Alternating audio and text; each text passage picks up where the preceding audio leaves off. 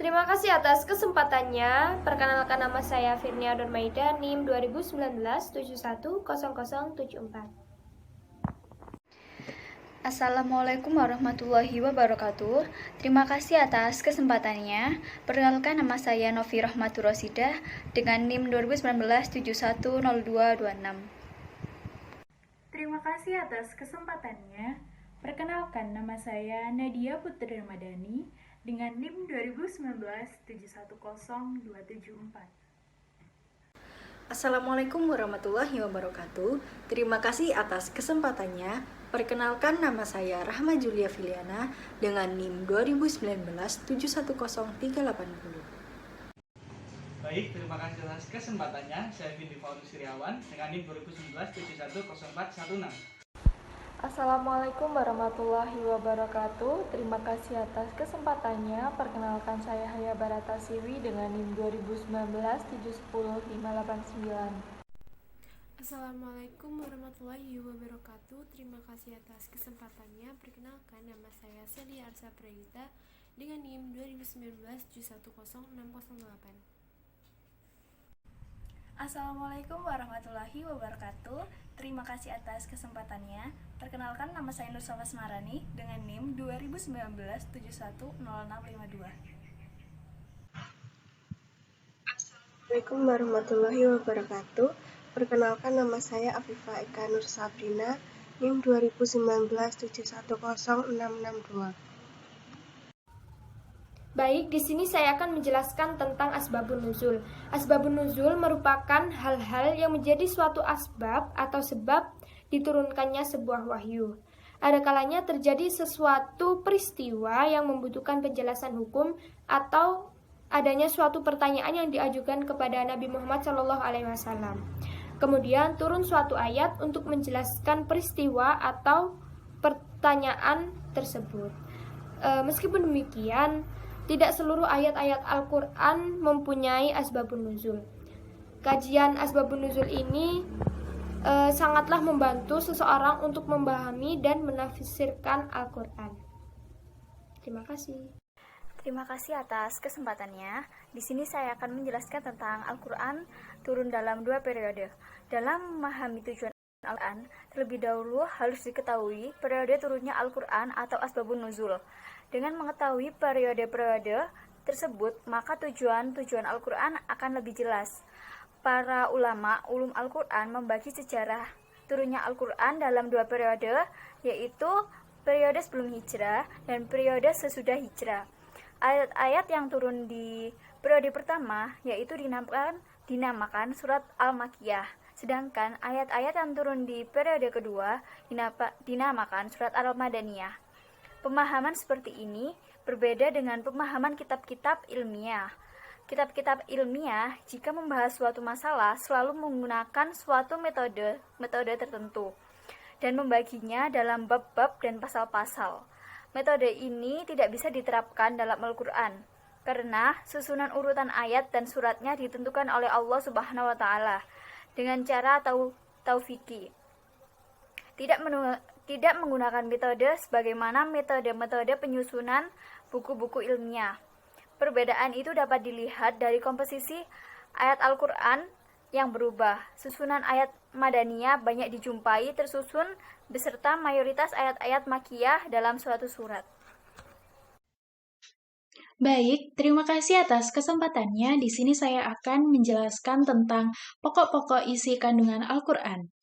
Sumber pokok ajaran Islam adalah Al-Quran. Segala pokok syariat dan dalil-dalil syar'i yang mencakup seluruh aspek hukum bagi manusia dalam menjalankan hidup di dunia maupun di akhirat sudah terkandung di dalam Al-Quran. Adapun pokok-pokok ajaran yang ada dalam Al-Quran adalah sebagai berikut. Yang pertama ada akidah.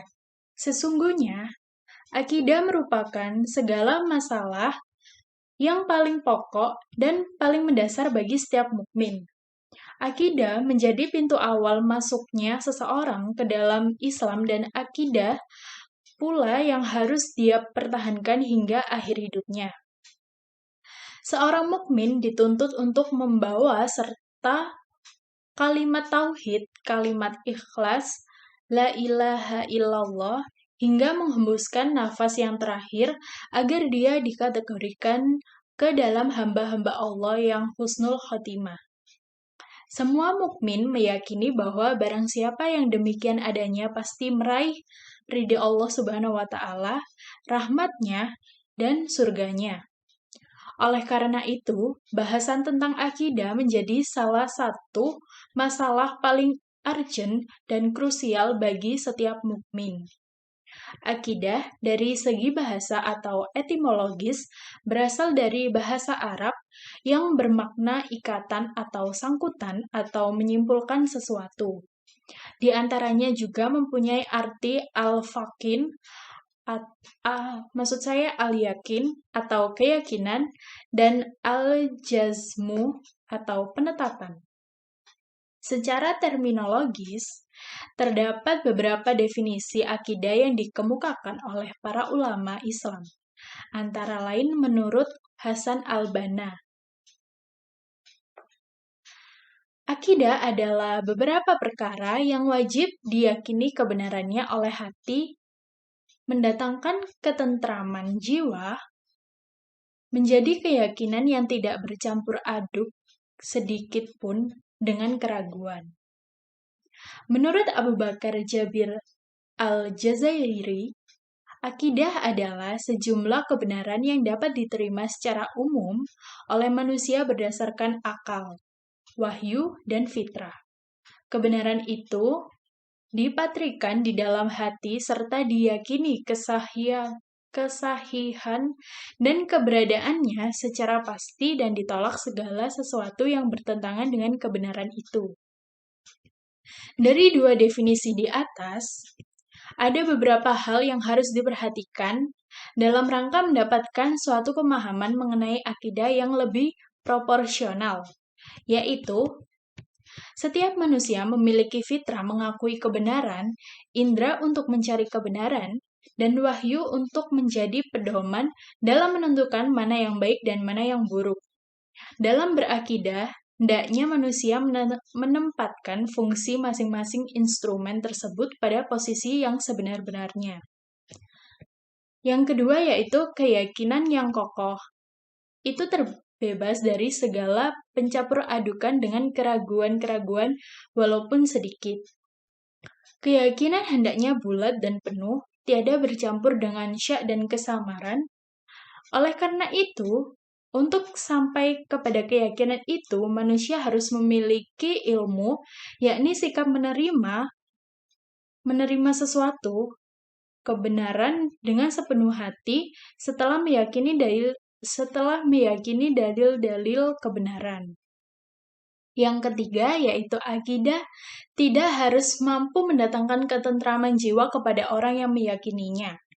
Dengan demikian, hal ini mensyaratkan adanya keselarasan dan kesejahteraan antara keyakinan yang bersifat lahiriah dan keyakinan yang bersifat batiniah, sehingga tidak didapatkan padanya suatu pertentangan antara sikap lahiriah dan batiniah. Yang keempat, apabila seseorang telah meyakini suatu kebenaran, konsekuensinya ia harus sanggup membuang jauh-jauh segala hal yang bertentangan dengan kebenaran yang diyakininya itu. Dari keterangan di atas, penyusun dapat menyimpulkan bahwa akidah adalah perkara yang wajib dibenarkan oleh hati dan jiwa menjadi tentram karenanya, sehingga menjadi suatu kenyataan yang teguh dan kokoh, yang tidak tercampuri oleh keraguan dan kebimbangan. Sumber akidah Islam adalah Al-Quran dan As-Sunnah, artinya apa saja yang disampaikan oleh Allah Subhanahu wa Ta'ala dalam Al-Quran dan Rasulullah dalam sunnahnya, wajib diimani, diyakini, dan diamalkan. Ada beberapa dalil tentang akidah, yaitu ada dalil nakli dan dalil akli. Pokok-pokok ajaran dalam Al-Quran yang kedua adalah ibadah. Ibadah secara etimologi berarti merendahkan diri serta tunduk. Di dalam syarak, ibadah mempunyai banyak definisi, tetapi makna dan maksudnya itu satu, Ibadah sendiri bisa didefinisikan sebagai sebutan yang mencakup seluruh apa yang dicintai dan diridhoi Allah Subhanahu wa taala, baik berupa ucapan ataupun perbuatan yang zahir maupun batin. Ibadah terbagi menjadi ibadah hati, lisan, dan anggota badan. Rasa khauf atau takut, raja atau mengharap, mahabbah atau cinta, tawakal atau ketergantungan, rahbah atau senang, dan rahbah atau takut adalah ibadah qalbiyah yang berkaitan dengan hati. Sedangkan sholat, zakat, haji, dan jihad adalah ibadah badaniyah qalbiyah, fisik dan hati. Serta masih banyak lagi macam-macam ibadah yang berkaitan dengan hati, lisan, dan badan. Ibadah inilah yang menjadi tujuan penciptaan manusia. Perintah menyembah kepada Allah banyak diterangkan dalam Al-Quran, salah satunya di dalam Quran Surat Al-Baqarah ayat 21. Artinya, hai manusia, sembahlah Tuhanmu yang telah menciptakanmu, dan orang-orang yang sebelummu, agar kamu bertakwa. Dan pokok ajaran Islam dalam Al-Quran yang ketiga adalah akhlak. Menurut bahasa, akhlak berasal dari kata hulukun atau hulkun. Hulukun yang artinya budi, yaitu sesuatu yang tersimpan dalam hati, sangat halus, sulit diketahui orang lain, namun memiliki kekuatan yang sangat besar terhadap tingkah laku perbuatan manusia. Hulkun artinya perbuatan-perbuatan lahir. Menurut istilah, akhlak artinya tingkah laku lahiriah yang diperbuat oleh seseorang secara spontan sebagai cerminan hati seseorang yang menciptakan hubungan baik antar pribadi dengan pribadi dan antar masyarakat dengan sesamanya. Akhlak merupakan salah satu dari tiga kerangka dasar ajaran Islam yang memiliki kedudukan yang sangat penting, di samping dua kerangka dasar lainnya. Akhlak merupakan buah yang dihasilkan dari proses menerapkan akidah dan syariah. Ibarat bangunan, akhlak merupakan kesempurnaan dari bangunan tersebut setelah fondasi dan bangunannya kuat. Jadi, tidak mungkin akhlak ini akan terwujud pada diri seseorang jika dia tidak memiliki akidah dan syariah yang baik. Nabi Muhammad SAW dalam salah satu sabdanya mengisyaratkan bahwa kehadirannya itu di muka bumi itu membawa misi pokok untuk menyempurnakan akhlak manusia yang mulia. Nabi Muhammad SAW bersabda, artinya, sesungguhnya aku hanya diutus untuk menyempurnakan akhlak yang mulia. Hadis riwayat Ahmad. Apa yang dinyatakan Nabi sebagai misi utama kehadiran bukanlah suatu yang mengada-ada, tetapi memang sesuatu yang nyata dan Nabi benar-benar menjadi panutan dan teladan bagi umatnya. Dan bagi setiap manusia yang mampu atau mau menjadi manusia berkarakter atau berakhlak mulia, pengakuan akan akhlak Nabi yang sangat agung bukan hanya dari manusia, tetapi juga dari Allah Subhanahu wa taala. Seperti dalam firman-Nya yang artinya, dan sesungguhnya kamu benar-benar berbudi pekerti yang agung. Quran Surat Al-Qalam ayat 4. Karena keluhuran akhlak dan budi Nabi itulah Allah Subhanahu wa taala menjadikannya sebagai teladan yang terbaik bagi manusia, khususnya bagi umat Islam. Dan yang keempat ada hukum.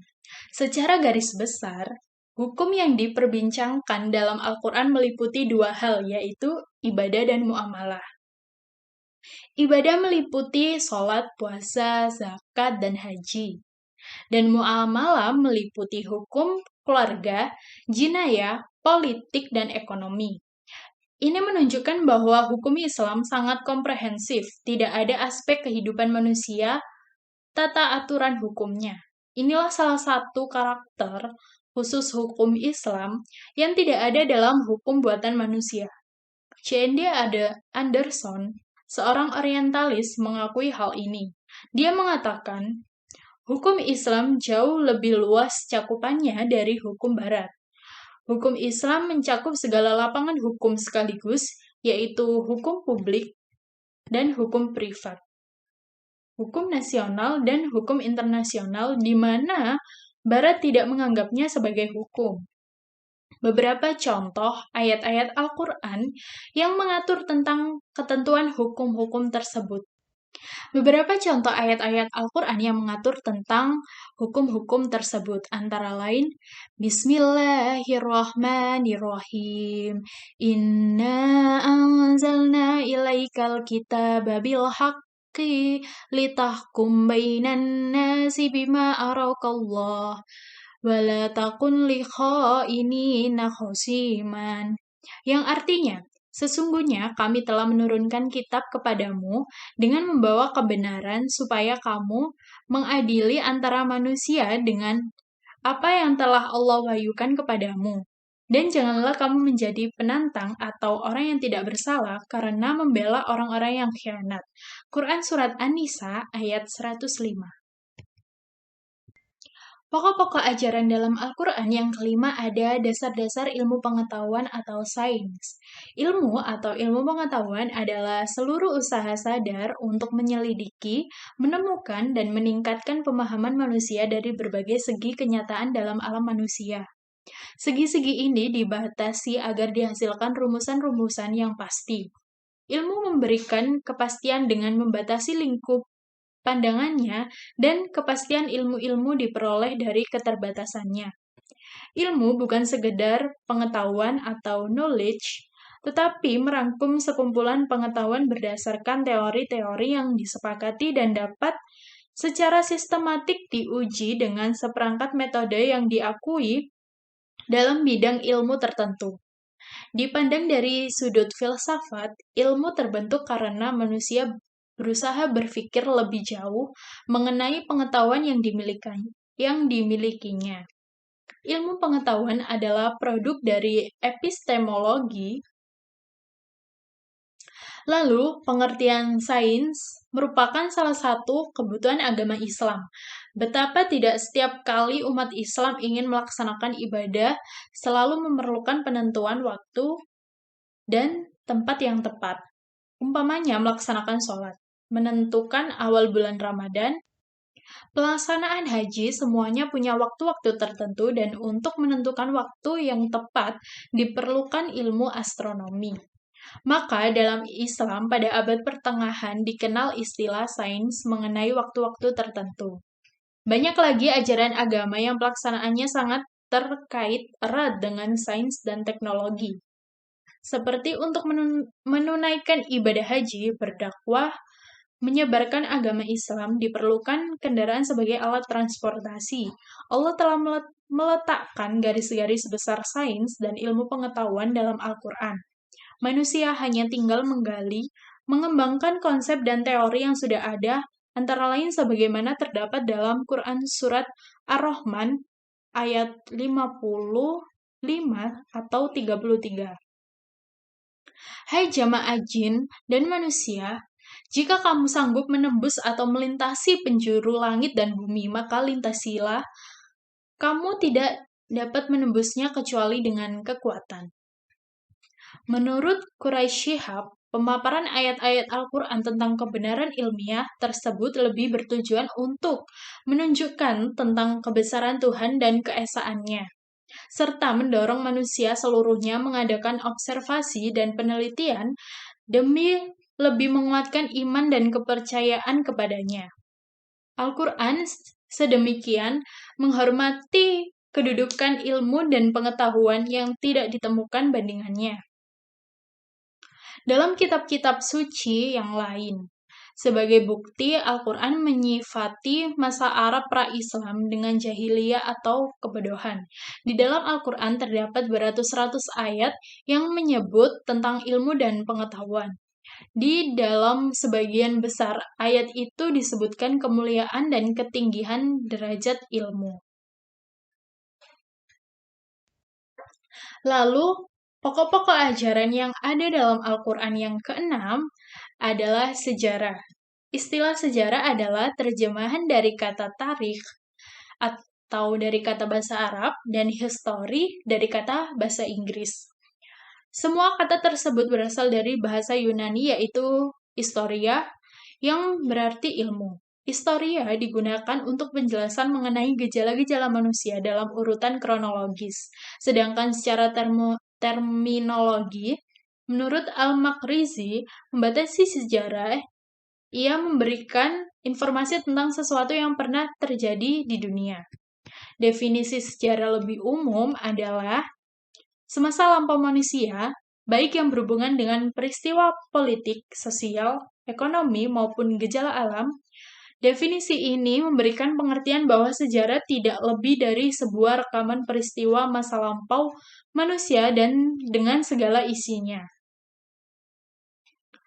Pemberian contoh kisah-kisah umat terdahulu beserta akibat yang dialami bagi orang yang menentang perintah Allah serta berperilaku tidak baik secara tidak langsung mengetuk hati orang yang merenungkan hikmah di balik kisah tersebut.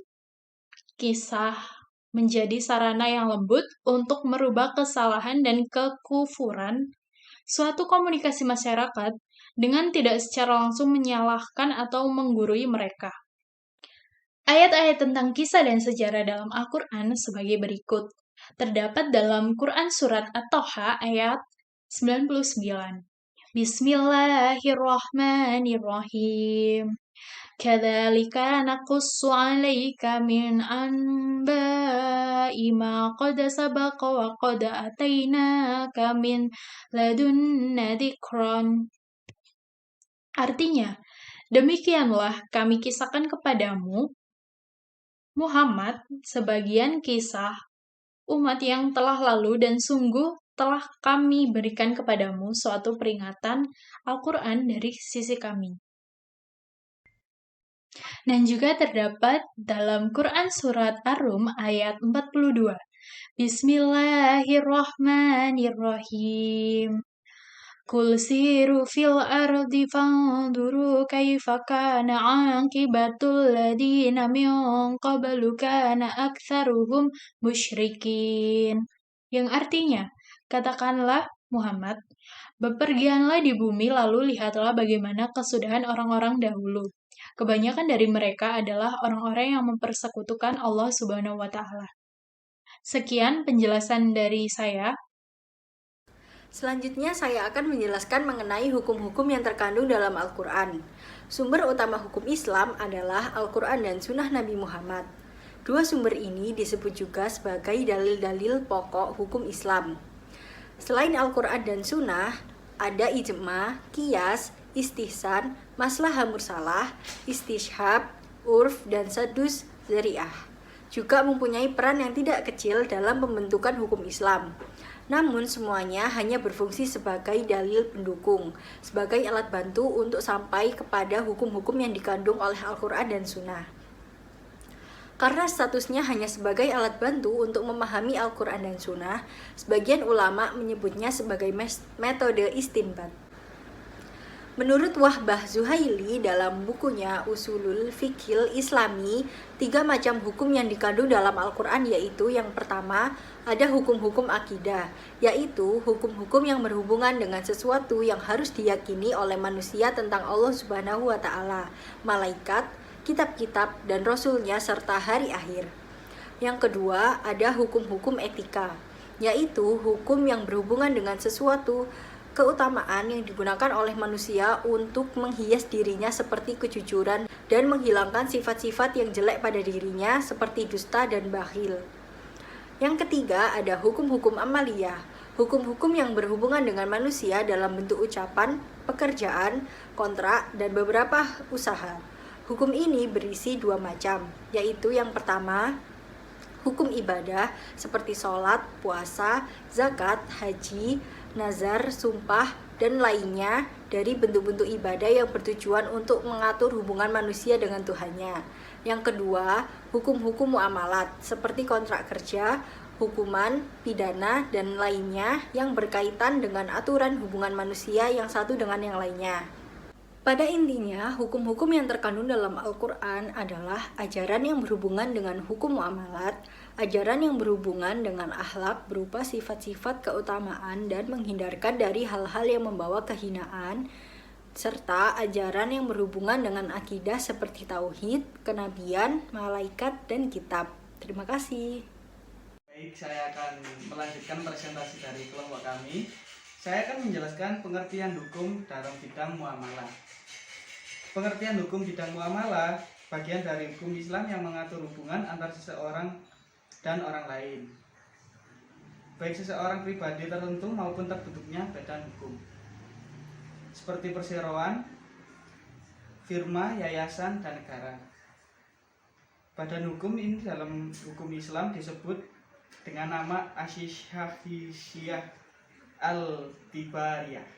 Contoh dari hukum Islam yang berhubungan dengan muamalah ini adalah jual beli, sewa menyewa, dan perserikatan. Yang kedua yaitu prinsip muamalah. Dalam fikih, muamalah adalah ada beberapa prinsip yang harus diperhatikan. Misalnya, dalam melaksanakan hak dan tindakan tersebut tidak boleh menimbulkan kerugian terhadap orang lain. Setiap orang yang melakukan tindakan yang merugikan orang lain sekalipun tidak disengaja akan dimintai pertanggungjawaban.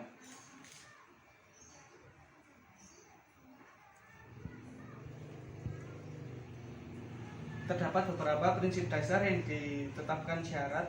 Yang pertama yaitu setiap transaksi pada dasarnya mengikat orang atau pihak yang bertransaksi, kecuali transaksi yang jelas-jelas melanggar hukum syariat. Yang kedua yaitu syarat-syarat transaksi dirancang dan dilaksanakan secara bebas namun bertanggung jawab. Yang ketiga yaitu setiap transaksi dilakukan secara sukarela tanpa ada paksaan dan pihak manapun. Yang keempat yaitu syar'i atau pembuat hukum, mewajibkan agar setiap perencanaan transaksi dan pelaksanaannya didasarkan atas niat baik, sehingga segala bentuk penipuan dan kecurangan dapat dihindari. Sekian, terima kasih. Terima kasih atas kesempatannya. Selanjutnya saya akan menjelaskan mengenai asas hukum dalam Al-Quran. Dalam perspektif Al-Quran, Allah adalah pemberi hukum. Hal itu dapat ditelusuri menurut ayat-ayat Al-Quran. Allah berfirman, menetapkan hukum itu hanyalah hak Allah. Dengan redaksi yang persis sama diulang lagi dalam surat Yusuf ayat 40 dan ayat 67. Meskipun Allah SWT adalah pemberi hukum, tetapi sebagaimana difahami sampai suatu sunnah yang berasal dari perkataan, perbuatan, dan diamnya Rasulullah Muhammad, melihat suatu kelakuan para sahabat menjadi sumber hukum kedua Islam. Allah, Tuhan yang Maha Arif, mengajar manusia yang dalam ilmu hukum disebut pelimpahan kewenang. Sesuai dengan firman-Nya yang berbunyi, yang diberikan Rasul kepadamu maka terimalah dia, dan yang dilarangnya bagimu maka tinggalkanlah. Ada 3 asas utama hukum Islam. Yang pertama yaitu asas keadilan. Begitu pentingnya asas keadilan dalam hukum Islam sehingga menurut A.M. Saifuddin dalam Al-Quran sebagai sumber utama hukum Islam, kata keadilan disebut lebih dari 1000 kali, menempati posisi terbanyak ketiga setelah kata Allah dan ilmu pengetahuan. Oleh karena banyaknya kata keadilan yang disebut dalam Al-Quran itu sehingga Muhammad Daud Ali menyebutnya sebagai asas yang sangat penting dalam hukum Islam. Dan karena itu asas keadilan dapat dikatakan sebagai asas semua asas hukum Islam. Kata adil dalam Al-Quran adalah suatu istilah yang bersifat komprehensif yang mencakup semua kebaikan dalam kemanusiaan. Berhubung oleh karena pentingnya asas keadilan dalam hukum pada umumnya, hukum Islam pada khususnya, sehingga perlu dipahami apa sebenarnya makna kata adil itu. Apalagi berbuat adil adalah suatu perintah Allah kepada manusia sesuai firman-Nya, hai orang-orang yang beriman, hendaklah kamu jadi orang-orang yang selalu menegakkan kebenaran karena Allah, menjadi saksi dengan adil, dan janganlah sekali-kali kebencianmu terhadap suatu kaum mendorong kamu untuk berlaku tidak adil. Berlaku adillah karena adil itu dekat dengan takwa. Yang kedua, yaitu asas kepastian hukum. Asas kepastian hukum diperlihatkan contohnya oleh Allah SWT. Hukum yang berasal dari Allah sebagai otoritas tertinggi dalam pandangan Islam yang akan diterapkan dalam masyarakat harus disampaikan sejelas-jelasnya kepada masyarakat itu untuk dipedomani dan dilaksanakan dalam kehidupan. Hal itu antara lain diinformasikan oleh Allah SWT dan tidak adalah Tuhanmu membinasakan kota-kota sebelum dia mengutus di ibu kota itu seorang Rasul yang membacakan ayat-ayat kami kepada mereka, dan tidak pernah pula kami membinasakan kota-kota kecuali penduduknya dalam keadaan melakukan kezaliman. Rasul yang diutus untuk membacakan ayat-ayat Allah berarti menjelaskan secara terang kepada masyarakat sehingga masyarakat tahu secara pasti hukum yang berlaku, yang berarti ada kepastian hukumnya. Hal itu juga disamakan dengan ketentuan setiap undang-undang yang barulah bisa diberlakukan setelah diundangkan, yang kalau di Indonesia diundangkan dalam lembaran Negara Republik Indonesia. Pengundangan suatu undang-undang bertujuan agar masyarakat mendapat kepastian hukum. Yang ketiga yaitu asas kemanfaatan. Imam Ahmad meriwayatkan dari sahabat Abu Hurairah bahwa ketika Rasulullah SAW tiba di Madinah, beliau melihat para sahabat sedang minum khamar dan bermain judi. Kemudian para sahabat itu menanyakan mengenai khamar dan judi, lalu turunlah firman Allah sebagai jawaban atas pertanyaan mereka, yaitu mereka bertanya kepadamu tentang khamar dan judi. Katakanlah, pada keduanya itu terdapat dosa besar dan beberapa manfaat bagi manusia, tetapi dosa keduanya lebih besar dari manfaatnya. Ayat ini adalah tahap pertama mengenai isyarat pelarangan khamar dan judi. Tahap kedua yaitu Quran Surat An-Nisa pada ayat 43 yang melarang sholat kalau dalam keadaan mabuk, sehingga mengerti yang diucapkan. Dan pada tahap ketiga Quran Surat Al-Maidah ayat 90-91 yang menjelaskan bahwa bermain judi, berkorban untuk berhala, mengundi nasib dengan panah adalah perbuatan setan. Jauhilah perbuatan itu supaya kamu beruntung.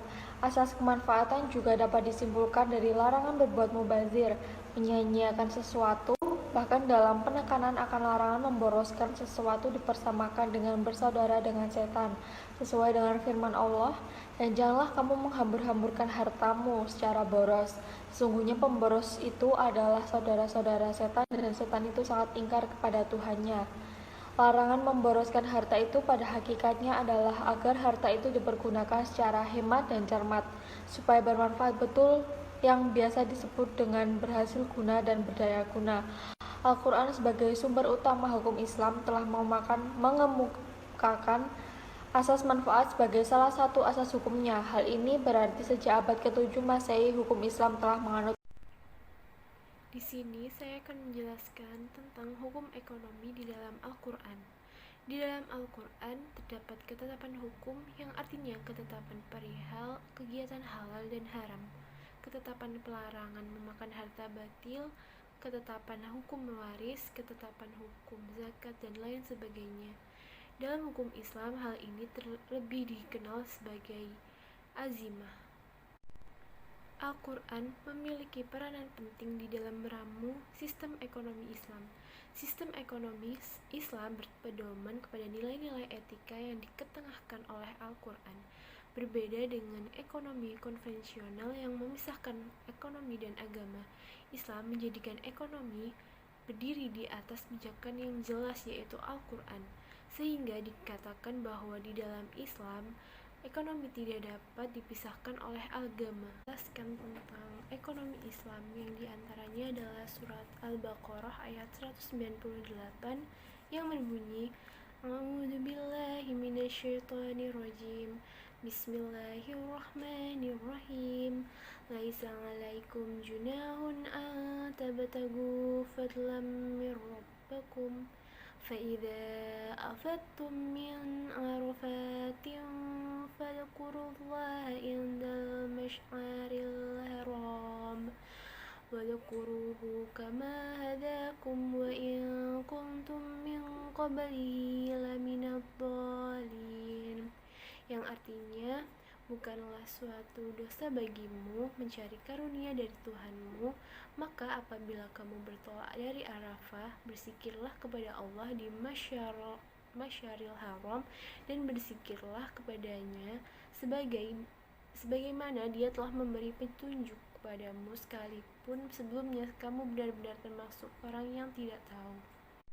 Di dalam surat Al-Baqarah ayat 198 menjelaskan bahwa usaha perniagaan tidak dilarang pada musim ibadah haji selama usaha tersebut tidak mengganggu pelaksanaan ibadah tersebut, karena perniagaan juga bagian dari ibadah dalam memenuhi kebutuhan hidup. Kandungan hukum ayat-ayat yang membangun dasar hukum ekonomi dan bisnis. Yang pertama adalah setiap pemimpin bertanggung jawab atas kelestarian alam semesta dan kesejahteraan para penghuninya. Yang kedua, semua yang ada di langit dan di bumi dengan segala potensinya, baik yang bisa disaksikan dan dirasakan langsung oleh indera maupun tidak, disediakan oleh Allah untuk kepentingan dan kesejahteraan manusia. Maka pengembangan dan pengelolaannya harus memberikan kemanfaatan dan kesejahteraan bagi umat manusia dan pelestarian alam semesta. Baiklah, pembahasan yang selanjutnya mengenai riba. Nah, pembahasan riba ini terdapat dalam surah Al-Imran ayat 130 yang berbunyi, A'udzubillahi minasyaitonirrajim, Bismillahirrahmanirrahim. Ya ayyuhallazina amanu la ta'kulur riba ad'afa mudha'afatan fattaqullaha la'allakum tuflihun, yang artinya, wahai orang-orang yang beriman, janganlah kamu memakan riba dengan berlipat ganda dan bertakwalah kepada Allah agar kamu beruntung. Nah, dalam surah Al-Imran ayat 130 ini, permasalahan riba sepanjang fakta sejarah supaya terang permasalahannya bagi umat muslim yang mengakibatkan ragam bencana. Bunga dalam dunia perdagangan yang punya fungsi ekonomi dan sosial adalah suatu al-mubah, dibolehkan sepanjang hukum Islam.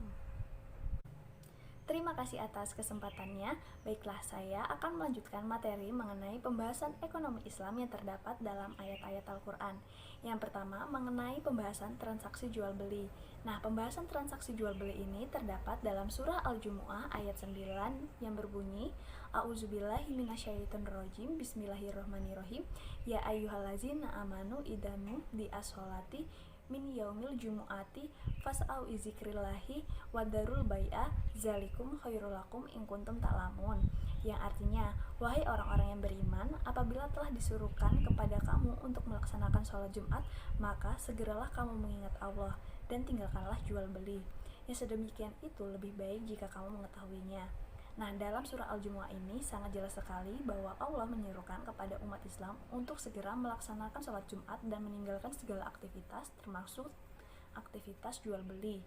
Jika setelah kegiatan sholat Jumat berlangsung, maka bertebaranlah kamu di muka bumi untuk mendapatkan karunia Allah, karena Allah sebaik-baiknya pemberi rezeki. Selanjutnya, saya akan menjelaskan ayat mengenai etika bisnis. Manusia dilarang bekerja mencari nafkah dengan cara yang batil. Hendaklah mencari dengan cara yang sah seperti berdagang atas dasar sukarela tanpa paksaan, sesuai dengan Quran Surat An-Nisa ayat 29 yang berbunyi, A'udzubillahi minasyaitonirrajim, Bismillahirrahmanirrahim. Ya ayyuhalladzina amanu la ta'kulu amwalakum bainakum bil batili ila antakuna tijaratan antaradim minkum wala taqtulu anfusakum innallaha kana bikum rahim. Artinya, hai orang-orang yang beriman, janganlah kamu saling memakan harta sesamamu dengan jalan yang batil, kecuali dengan jalan perniagaan yang berlaku dengan suka sama suka di antara kamu. Dan janganlah kamu membunuh dirimu. Sesungguhnya Allah adalah Maha Penyayang kepadamu. Ayat ini menerangkan hukum transaksi secara umum, lebih khusus kepada transaksi perdagangan dan jual beli. Dalam ayat ini, Allah mengharamkan orang beriman untuk memakan, memanfaatkan, menggunakan harta orang lain dengan jalan yang batil, yaitu yang tidak dibenarkan oleh syariat. Berikutnya ayat yang kedua, yaitu ayat mengenai lembaga keuangan syariah. Prinsip-prinsip Al-Quran dan hadis mengenai perbankan telah nampak dalam operasional bank syariah, terutama dasar falsafah dan pertimbangan dalam pengembangan dan memformulasikan konsep perbankan yang islami. Karena ketaatan dan prinsip-prinsip Qur'ani akan memberikan jaminan keadilan dan keseimbangan yang dibutuhkan perbankan, serta akan menjaga aktivitas komersional pada jalur yang benar, sehingga Islam benar-benar menjadi umat yang unggul. Seperti yang disinyalir Allah dalam surat Ali Imran ayat 110 yang berbunyi, A'udzubillahiminasyaitonirrajim, Bismillahirrahmanirrahim. Kuntum khayra ummati ukhrijat linasi ta'muruna bil ma'rufi wa tanhauna 'anil munkari wa tu'minuna billah walau amana ahlul kitabi lakana khairan lahum minhumul mu'minun wa aksaruhumul fasiqun. Artinya, kamu adalah umat terbaik yang dilahirkan untuk manusia, dengan syarat sanggup menyuruh kepada yang ma'ruf, mencegah dari yang mungkar, dan beriman kepada Allah. 3 kriteria landasan berdirinya bank syariah dalam kegiatan operasionalnya, yaitu yang pertama, mampu mengajak kebaikan setelah mampu menunjukkan prestasi kebaikan. Kedua, mencegah kemungkaran setelah sanggup dan mampu menghindari kejelekan dan ketidakteraturan. Serta yang ketiga, beriman kepada Allah. Terima kasih.